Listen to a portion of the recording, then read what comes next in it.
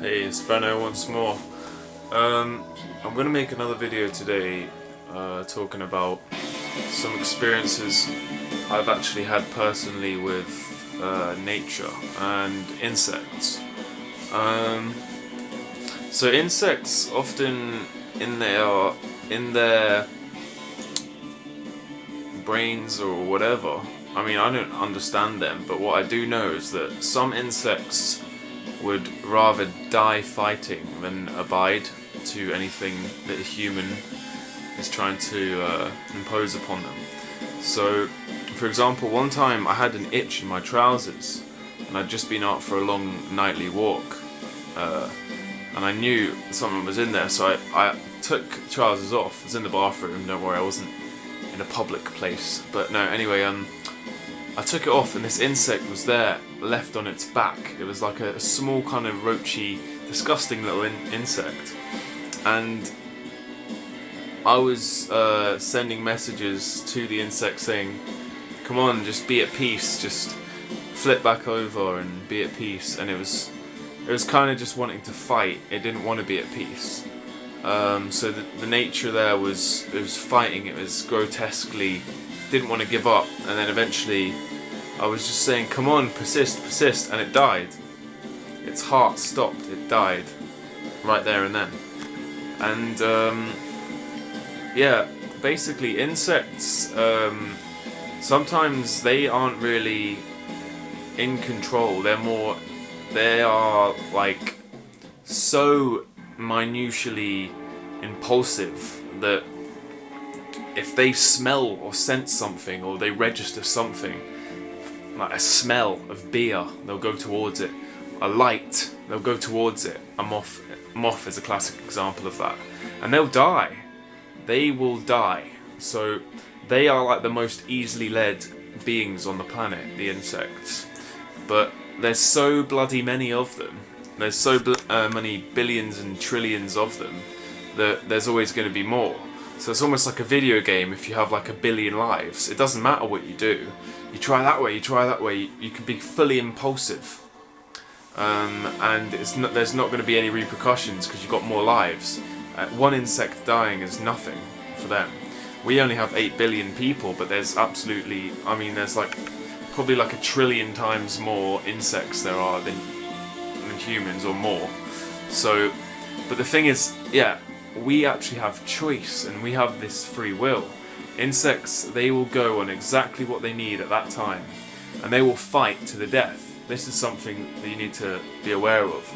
And there are people on the planet that will fight to the death, and they'll have in their head they will die for their cause. Alright?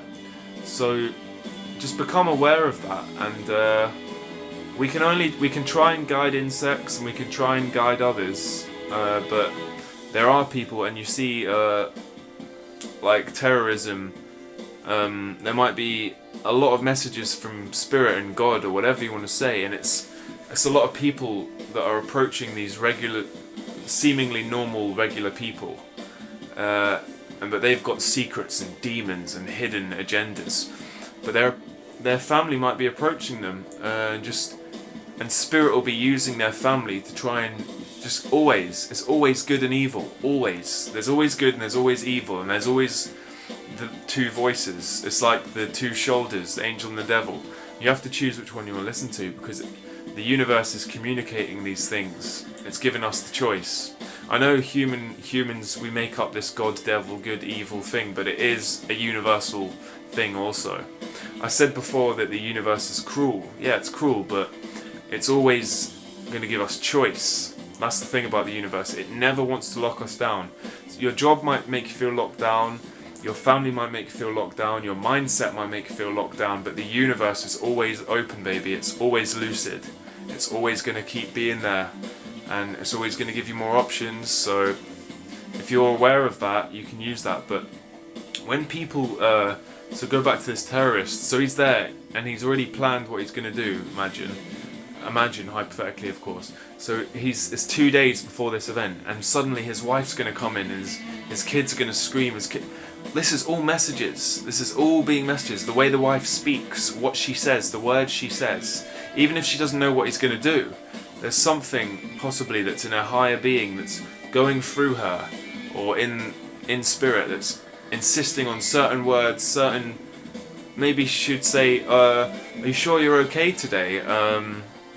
Like, I don't know, do you want me to help, like, I don't know, she wouldn't say that, but you know what I'm saying. She'd say something like, are you sure you're in control? Are you sure you're in control?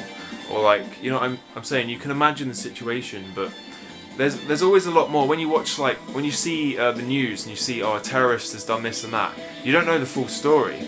You weren't there with them in their house, in this person that stepped out of his family, or whether he's got a family or a brotherhood or whatever, or a loner, complete loner, there's always going to be messages going through him.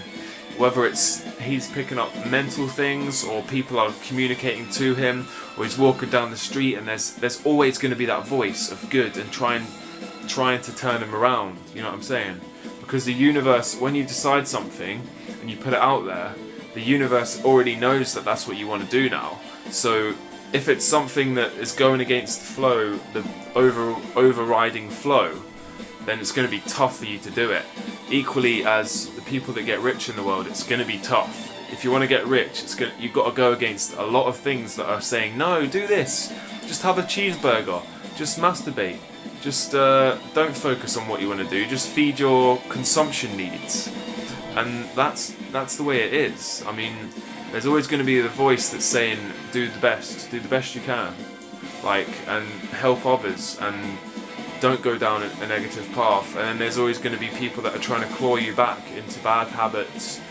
But say the insect or the terrorist that's decided so much on their way, these are the people, unfortunately, like, or the insects on the planet, that they cannot be, there's sometimes no telling them, and then they die. That's it. The vehicle dies, and that's it. I mean, that's all we can do, really. We can wait for these people to die. There are some people on the planet that will never change, unfortunately, and that's realistic.